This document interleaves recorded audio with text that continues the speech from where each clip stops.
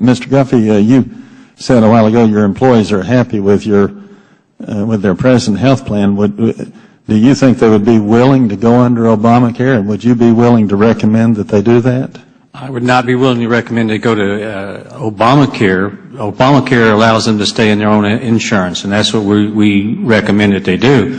Now, we are willing to sit down with the Postmaster General and negotiate on a different type of health care within the FEBA family.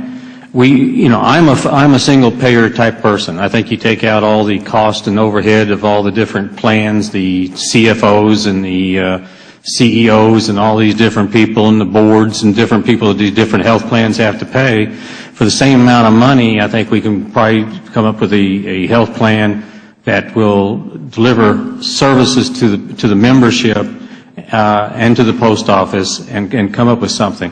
But that is something I think that the type of insurance that our people go into is something that's negotiable, and we're more than willing to negotiate on it.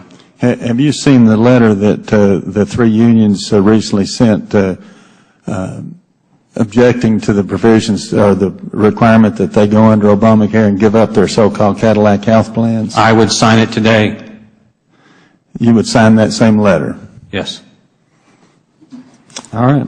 I thank you, Mr. Duncan. If I can just clarify the record, are you saying that from a union position, I know you can't speak for all the members, but that if a comprehensive reform eliminated, if you will, sort of the letter carriers bidding within the system and went to a larger group with less overhead, that as long as the unions had some form of representation in that process, they would be supportive if it lowered the cost to everyone? Because right now, the federal employee health care plan has specific grandfathers for letter carriers and so on, if you will, for these special groups. Is that what you were saying? Because I wanted to make sure I understood, because those have separate overhead costs that could be eliminated.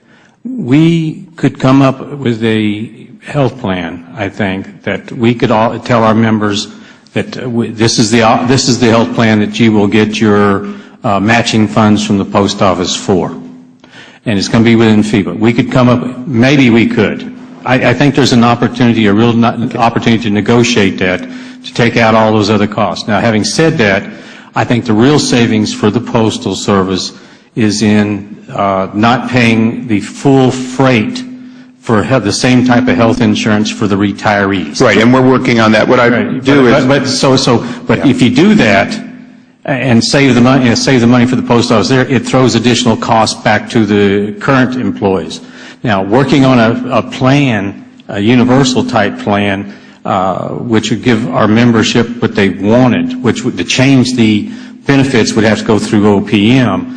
We could probably come up with a lower cost that would also save the post office money and prevent the cost from going up. Well, and I don't want to take more time today, but I would invite you and the other union representatives to engage with our staff. We have working groups on both sides, because we control, if you will, that question for the entire federal workforce, and we are currently working on a reform, sans the postmasters leaving the system, that is intended to achieve several of the areas the postmaster has put forward.